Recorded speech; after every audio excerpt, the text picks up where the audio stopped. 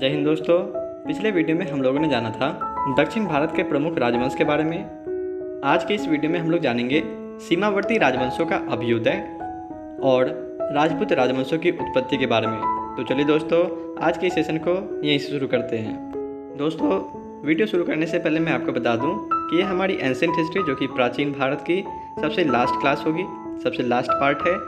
इसके बाद हम लोग मिडाइवल हिस्ट्री जो कि मध्यकालीन भारत के बारे में जानेंगे। सीमावर्ती राजवंशों का अभ्युदय, जिसमें पहला आता है पाल वंश। पाल वंश का संस्थापक गोपाल था। इस वंश की राजधानी मुंगेर थी। गोपाल बौद्ध धर्म का अनुयायी था। इसने उदंतपुरी विश्वविद्यालय की स्थापना की थी। पाल वंश के प्रमुख शासक थे धर्मपाल, देवपाल, नारायणपाल, महीपाल, नयपाल आदि। पाल वंश का सबसे महान शासक धर्मपाल था, जिसने विक्रमशिला विश्वविद्यालय की स्थापना की थी। कन्नौज के लिए त्रिपक्षीय संघर्ष पाल वंश, गुर्जर, प्रतिहार वंश एवं राजपूत वंश के बीच हुआ। इसमें पाल वंश की ओर से सर्वप्रथम धर्मपाल शामिल हुआ था। 11वीं सदी के गुजराती कवि सोठल ने धर्मपाल को उत्तरापात स्वामी की उपाधि से संबोधित किया है। ओदंतपुरी बिहार के प्रसिद्ध बौद्ध मठ का निर्माण देवपाल ने करवाया था। जावा के शैलेंद्र वंशी शासक बालपुत्र देव के अनुरोध पर देवपाल ने उसे नालंदा में एक बौद्ध विहार बनवाने के लिए 5 गांव दान में दिए थे। गौड़ी रीति नामक साहित्यिक विद्या का विकास पाल शासकों के समय हुआ। पाल शासक बौद्ध धर्म के अनुयायी थे। ये तो दोस्तों हो गया पाल वंश के बारे में। अब हम लोग जानेंगे सेन वंश के बारे में। सेन वंश की स्थापना सामंत सेन ने राड में की थी। इसकी राजधानी नदिया लखनौती थी। सेन वंश के प्रमुख शासक विजय सेन, बल्लाल सेन एवं लक्ष्मण सेन थे। सेन वंश का प्रथम स्वतंत्र शासक विजय सेन था, जो शैव धर्म का अनुयायी था। दान सागर एवं अद्भुत सागर नामक ग्रंथ की रचना सेन शासक बल्लाल सेन ने की थी। अद्भुत सागर को लक्ष्मण सेन ने पूर्ण रूप दिया था। लक्ष्मण सेन की राज्यसभा में गीत गोविंद के लेखक जयदेव, पवन दूत के लेखक धोई एवं ब्राह्मण सर्वस्व के लेखक हलायुद्ध रहते थे। हलायुद्ध लक्ष्मण सेन का प्रधान न्यायाधीश एवं मुख्यमंत्री था। विजय सेन ने देवपाड़ा में प्रद्युम्नेश्वर मंदिर, शिव की विशाल मंदिर की स्थापना की। सेन राजवंश प्रथम राजवंश था जिसने अपना अभिलेख सर्वप्रथम हिंदी में उत्कीर्ण करवाया। लक्ष्मण सेन बंगाल का अंतिम हिंदू शासक था। ये तो दोस्तों हो गया सेन वंश के बारे में। अब हम लोग जानेंगे कश्मीर के राजवंश के बारे में। कश्मीर पर शासन करने वाले शासक वंश कालक्रम से इस प्रकार थे: कारकोट वंश, उत्पल वंश, लोहार वंश। 627 ईस्वी में दुर्लभ वर्धन नामक व्यक्ति ने कश्मीर में कारकोट वंश हिंदू वंश की स्थापना की थी। हुएनसोंग ने उसके शासनकाल में कश्मीर की यात्रा की। कारकोट वंश का सबसे शक्तिशाली राजा ललितादित्य मुक्तापीठ था। कश्मीर का मार्तंड मंदिर का निर्माण ललितादित्य मुक्तापिंड के द्वारा करवाया गया था। कारकोट वंश के बाद कश्मीर पर उत्पल वंश का शासन हुआ। इस वंश का संस्थापक अवंतीवर्मन था। अवंतीपुर नामक नगर की स्थापना अवंतीवर्मन ने की थी। अवंतीवर्मन के अभियंता सूर्य ने सिंचाई के लिए नहरों का निर्माण करवाया। 980 ईस्वी में उत्पल वंश की रानी दिद्या एक महत्वाकांक्षी शासिका हुई। उत्पल वंश के बाद कश्मीर पर लोहार वंश का शासन हुआ। लोहार वंश का संस्थापक संग्राम राज था। संग्राम राज के बाद अनंत राज हुआ। इसकी पत्नी सूर्यमती ने प्रशासन को सुधारने में उसकी सहायता की। लोहार वंश का शासक हर्ष विद्वान कवि तथा कई भाषाओं का ज्ञाता था। कल्हण हर्ष का आश्रित कवि था। जयसिंह लोहार वंश का अंतिम शासक था, जिसने 1128 ईस्वी से 1155 ईस्वी तक शासन किया। जयसिंह के शासन के साथ ही कल्हण की राजतरंगिणी का विवरण समाप्त हो जाता है। ये तो हो गए दोस्तों कश्मीर के राजवंश के बारे में। अब हम लोग जानेंगे कामरूप का वर्मन वंश। 4वीं शताब्दी की मध्य कामरूप में वर्मन वंश का उदय हुआ। इस वंश की प्रतिष्ठा का संस्थापक पुष्यवर्मन था। इसकी राजधानी प्रागज्योतिष नामक स्थान पर थी। कालांतर में कामरूप पाल साम्राज्य का एक अंग बन गया। ये तो दोस्तों हो गई सीमावर्ती राजवंशों का अभ्युदय। अब हम लोग जानेंगे राजपूत राजवंशों की उत्पत्ति, जिसमें पहला आता है गुर्जर प्रतिहार वंश। मालवा का शासक नागभट्ट प्रथम गुर्जर प्रतिहार वंश का संस्थापक था। नागभट्ट द्वितीय को राजपूत सम्राट गोविंद तृतीय ने हराया था।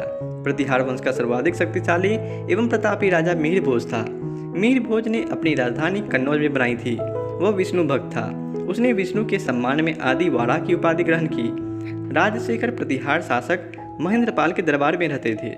इस वंश का अंतिम राजा यशपाल था। दिल्ली नगर की स्थापना तोमर नरेश अनंगपाल ने 11वीं सदी के मध्य में की। ये तो दोस्तों हो गई गुर्जर प्रतिहार वंश के बारे में। अब हम लोग जानेंगे गढ़वाल राठौड़ राजवंश के बारे में। गढ़वाल वंश का संस्थापक चंद्रदेव था। इसकी राजधानी वाराणसी काशी थी। इस वंश का सर्वाधिक शक्तिशाली राजा गोविंद चंद्र था। इसका मंत्री लक्ष्मीधर शास्त्रों का प्रकांड पंडित था, जिसने कृतक के कल्पतरु नामक ग्रंथ लिखा था। गोविंद चंद्र की एक रानी कुमार देवी ने सारनाथ में धर्मचक्र जिन विहार बनवाए। पृथ्वीराज तृतीय ने स्वयंवर से जयचंद की पुत्री संयोगिता का अपहरण कर लिया था। इस वंश का अंतिम शासक जयचंद था, जिसे गोरी ने 1194 ईस्वी के चंदावड़ युद्ध में मार डाला। ये तो दोस्तों हो गई गढ़वाल राठौर राजवंश के बारे में। अब हम लोग जानेंगे चहमान या चौहान वंश के बारे में। चौहान वंश का संस्थापक वासुदेव था। इस वंश की प्रारंभिक राजधानी अहिछत्र थी। बाद में अजय राज द्वितीय ने अजमेर नगर की स्थापना की और उसे राजधानी बनाया। इस वंश का सबसे शक्तिशाली शासक अर्णोराज के पुत्र विग्रहराज चतुर्थ विशल देव 1153 से 1163 ईस्वी में हुआ, जिसने हरिकेली नामक संस्कृत नाटक की रचना की। सोमदेव विग्रहराज फोड़ के राजकवि थे। इन्होंने ललित विग्रहराज नामक नाटक लिखा। अढ़ाई दिन का झोपड़ा नामक मस्जिद शुरू में विग्रहराज फोड़ द्वारा निर्मित एक विद्यालय था। पृथ्वीराज तृतीय इस वंश का अंतिम शासक था। चंदवरदाई पृथ्वीराज तृतीय का राजकवि था, जिसकी रचना पृथ्वीराज रासो है। रणथंभौर के जैन मंदिर का शिखर पृथ्वीराज तृतीय ने बनवाया था। तराइन का प्रथम युद्ध 1191 में हुआ, जिसमें पृथ्वीराज तृतीय की विजय एवं गौरी की हार हुई। तराइन की द्वितीय युद्ध 1192 में हुआ, जिसमें गौरी की विजय एवं पृथ्वीराज तृतीय की हार हुई। ये तो दोस्तों हो गए चौहान वंश के बारे में। अब हम लोग जानेंगे परमार वंश के बारे में। परमार वंश का संस्थापक उपेंद्र राज था। इसकी राजधानी धारा नगरी थी। प्राचीन राजधानी उज्जैन। परमार वंश का सर्वाधिक शक्तिशाली शासक राजा भोज था। राजा भोज ने भोपाल के दक्षिण में भोजपुर नामक झील का निर्माण करवाया। नैषधीय चरित्र के लेखक श्रीहर्ष एवं प्रबंध चिंतामणि के लेखक मेरुतुंग थे। राजा भोज ने चिकित्सा, गणित एवं व्याकरण पर अनेक ग्रंथ लिखे। भोजकृत युक्ति कल्पतरु में वास्तुशास्त्र के साथ साथ विविध वैज्ञानिक यंत्रों व उनके उपयोग का उल्लेख है।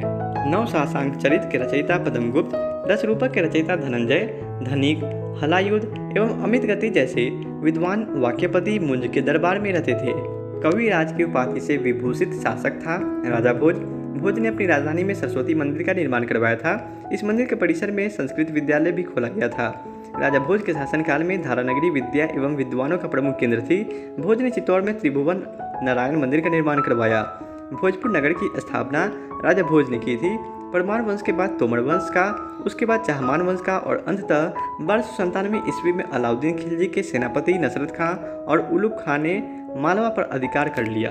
ये तो दोस्तों हो गई परमार वंश के बारे में। अब हम लोग जानेंगे चंदेल वंश के बारे में। प्रतिहार साम्राज्य के पतन के बाद बुंदेलखंड की भूमि पर चंदेल वंश का स्वतंत्र राजनीतिक इतिहास प्रारंभ हुआ। बुंदेलखंड का प्राचीन नाम जेजाग भुक्ति है। चंदेल वंश का संस्थापक है नन्नुक। इसकी राजधानी खजुराहो थी। प्रारंभ में इसकी राजधानी कालिंजर महोबा थी। राजा धंग ने अपनी राजधानी कालिंजर से खजुराहो में स्थानांतरित की थी। चंदेल वंश का प्रथम स्वतंत्र एवं सबसे प्रतापी राजा यशोवर्मन था। यशोवर्मन के कन्नौज पर आक्रमण कर प्रतिहार राजा देवपाल को हराया तथा उससे एक विष्णु की प्रतिमा प्राप्त की, जिससे उसने खजुराहो के विष्णु मंदिर में स्थापित की। धंग ने जिन्नाथ, विश्वनाथ एवं बैद्यनाथ मंदिर का निर्माण करवाया। कंदरिया महादेव मंदिर का निर्माण धंगदेव द्वारा 999 ईस्वी में किया गया। धंग ने गंगा जमुना के संगम में शिव की आराधना करते हुए अपने शरीर का त्याग किया। चंदेल शासक विद्याधर ने कन्नौज के प्रतिहार शासक राज्यपाल की हत्या कर दी, क्योंकि उसने महमूद के आक्रमण का सामना किए बिना ही आत्मसमर्पण कर दिया था। विद्याधर ही अकेला ऐसा भारतीय नरेश था जिसने महमूद गजनी की महत्वाकांक्षाओं का सफलतापूर्वक प्रतिरोध किया। चंदेल शासक कीर्तिवर्मन की राज्यसभा में रहने वाले कृष्ण मिश्र ने प्रबोध चंद्रोदय की रचना की थी। इन्होंने महोबा के समीप कीर्ति सागर नामक जलाशय का निर्माण किया। आल्हा उदल नामक 2 सेना नायक परमर्दी देव के दरबार में रहते थे, जिन्होंने पृथ्वीराज चौहान के साथ युद्ध करते हुए अपनी जान गंवाई थी।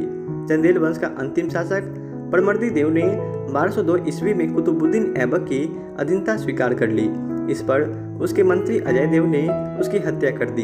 ये तो दोस्तों हो गए चंदेल वंश के बारे में। अब हम जानेंगे सोलंकी वंश अथवा गुजरात के चालुक्य शासक के बारे में। सोलंकी वंश का संस्थापक मूलराज प्रथम था। इसकी राजधानी अनहिलवाड़ थी। मूलराज प्रथम शैव धर्म का अनुयायी था। भीम प्रथम के शासनकाल में महमूद गजनी ने सोमनाथ के मंदिर पर आक्रमण किया। भीम प्रथम के सामंत बिमल ने आबू पर्वत पर दिलवारा का प्रसिद्ध जैन मंदिर बनवाया। सोलंकी वंश का प्रथम शक्तिशाली शासक जयसिंह सिद्धराज था। प्रसिद्ध जैन विद्वान हेमचंद्र जयसिंह सिद्धराज के दरबार में था। माउंट आबू पर्वत राजस्थान पर एक मंडप बनाकर जयसिंह सिद्धराज ने अपने 7 पूर्वजों की गजारोही मूर्तियों की स्थापना की। मोढेरा के सूर्य मंदिर का निर्माण सोलंकी राजाओं के शासनकाल में हुआ था। सिद्धपुर में रुद्रम महाकाल के मंदिर का निर्माण जयसिंह सिद्धराज ने किया था। सोलंकी शासक कुमारपाल जैन मतानुयायी था। वह जैन धर्म के अंतिम राजकीय प्रवर्तक के रूप में प्रसिद्ध है। सोलंकी वंश का अंतिम शासक भीम द्वितीय था। भीम द्वितीय के एक सामंत लवन प्रसाद ने गुजरात में बघेल वंश की स्थापना की थी। बघेल वंश का कर्ण द्वितीय गुजरात का अंतिम हिंदू शासक था। इसने अलाउद्दीन खिलजी की सेनाओं का मुकाबला किया था। ये तो दोस्तों हो गए सोलंकी वंश अथवा गुजरात के चालुक्य शासक के बारे में। अब हम लोग जानेंगे कलचुरी चेदी राजवंश के बारे में। कलचुरी वंश का संस्थापक कोक्कल था। इसकी राजधानी त्रिपुरी थी। कलचुरी वंश का एक शक्तिशाली शासक गांगेदेव था, जिसने विक्रमादित्य की उपाधि धारण की।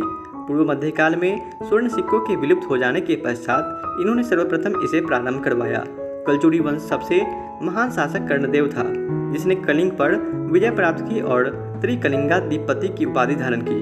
प्रसिद्ध कवि राजशेखर कलचुरी दरबार में ही रहते थे।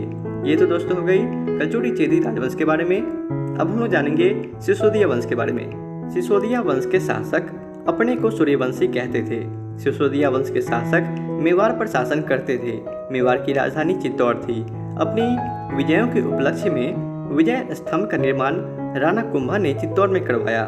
खतौली का युद्ध 1518 ईस्वी में राणा संगा एवं इब्राहिम लोदी के बीच हुआ। तो ये थी दोस्तों प्राचीन भारत की सबसे लास्ट पार्ट। इसके बाद हम लोग जानेंगे मध्यकालीन भारत के बारे में। तो बने रहिए दोस्तों ऑनलाइन विकल्प के साथ, क्योंकि जब कोई विकल्प नहीं बचती है तो ऑनलाइन विकल्प हमेशा आपके साथ रहता है।